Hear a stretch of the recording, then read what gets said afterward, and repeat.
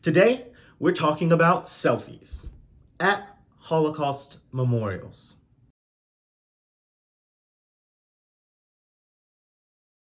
So I've decided to make a video about the appropriate time to take a selfie and the appropriate time to maybe refrain from taking a selfie. Because I saw a ton of photos recently of people at the memorial to the murdered Jews of Europe in Berlin taking ridiculous photos or just taking normal selfies. And I'm going to tell you that there's really no difference between these two. They are all wrong. So should you take selfies at Holocaust memorials, including concentration camps? No, absolutely not. These places are places of solemn reflection and remembrance. You have a million different places within the city of Berlin alone where you can take a selfie.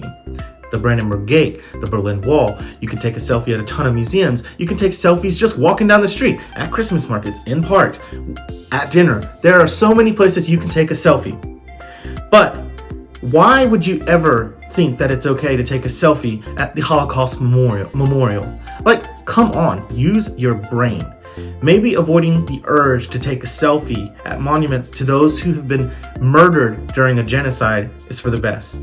You don't need that selfie. It's just not necessary. And look, while there's nothing wrong with photography itself, taking a selfie at one of those monuments is intrinsically narcissistic. And yes, it's social media.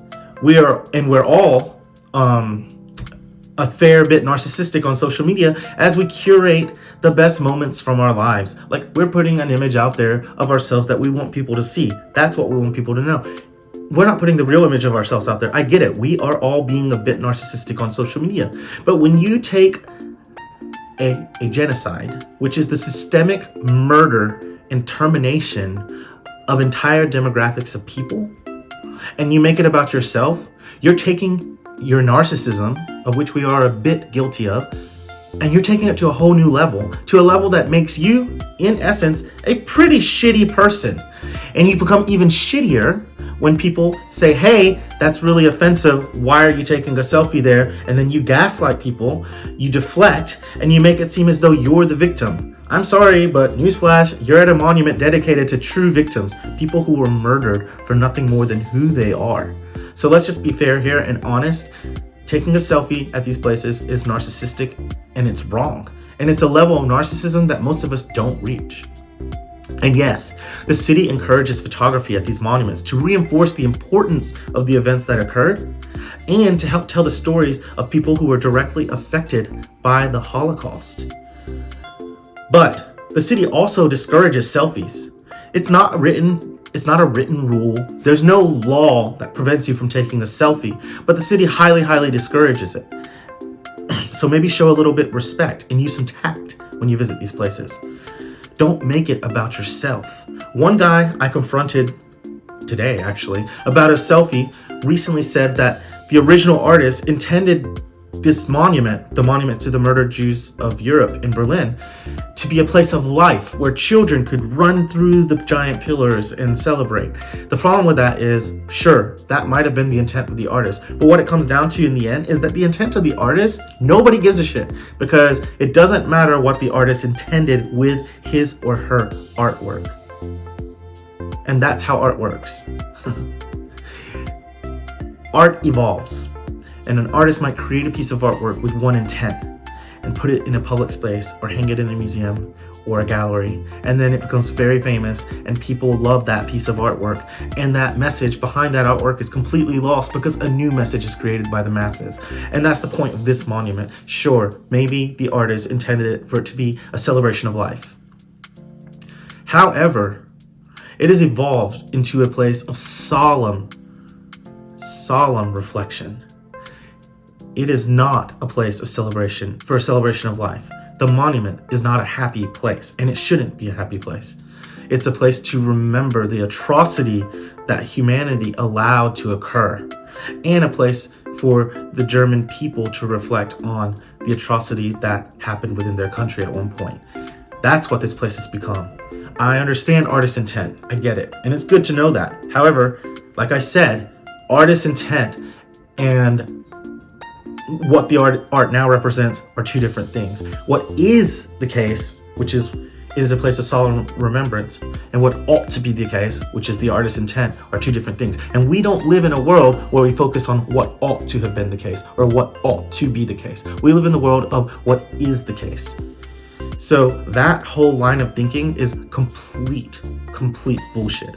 The fact of the matter is, it is very disrespectful to do that. And there's even one artist, if you go on there, online, he's created a website called Holocaust, and he takes people's selfies and he superimposes the person and their pose on top of actual images of the Holocaust. It is very impactful and very touching, and it really pisses people off too, right? But don't do stupid things if you don't want to be put into that website, you know? Now, there are many things we were intended for one thing, but are totally experienced, used, or celebrated in a different way. For instance, Christmas. Christmas celebrates the birth of Jesus Christ. However, it has become more of a secular holiday now for a lot of people. It's still a very religious holiday for some, but there's a lot of secularism involved, and people love that. Christmas no longer is celebrated as it was intended by many people. That's just how it is. That's just one example, and I'm not going to go into 100 different examples about this. Things don't always reflect what was intended, and they do evolve into what they are, and that's the world we live in. Now, if you're thinking about taking a selfie, I want you to ask yourself these questions. Are your surroundings dedicated to those who were murdered? Are you visiting a place where people were actually murdered, where a murder actually happened? Are you disrespecting the locals? Are you acting like a douchebag? And I know that sounds so sophomoric, so childish, but douchebag covers a lot. If you're drunk and acting like a fool, if you're jumping on the memorial to the murdered Jews of Europe, if you're trying to push something over, whatever it is, that's being a douchebag. That's very immature language, but that's the language I'm using. Are you being a douchebag? Is something bad actually happening? If you answer yes to any of those questions, you should stop what you're doing and not take a selfie. It is not the moment. You do not need that selfie. It is not that important. Show respect. I made this video because I find people's selfies at Holocaust memorials utterly and totally disgusting and disrespectful. There's no such thing as a tasteful selfie at a Holocaust memorial. And the only person your selfie serves is yourself. So don't sit there and try to say you're trying to bring attention to something, because you're not. Don't sit there and say you're trying to start a conversation, because you're not. Because oftentimes conversations start and people who criticize you for your selfie are often told that they're just very angry, that they shouldn't be so animated about this, and that they're not actually trying to have a conversation, when in reality it's the person who's defending their selfie who is pushing any dialogue to the side because it criticizes them and they don't want to be criticized. And they shut down conversation. Next time, try taking a photo of the monument if you really want to contribute to the conversation, or post a tribute. Take yourself out of it. It is not about you.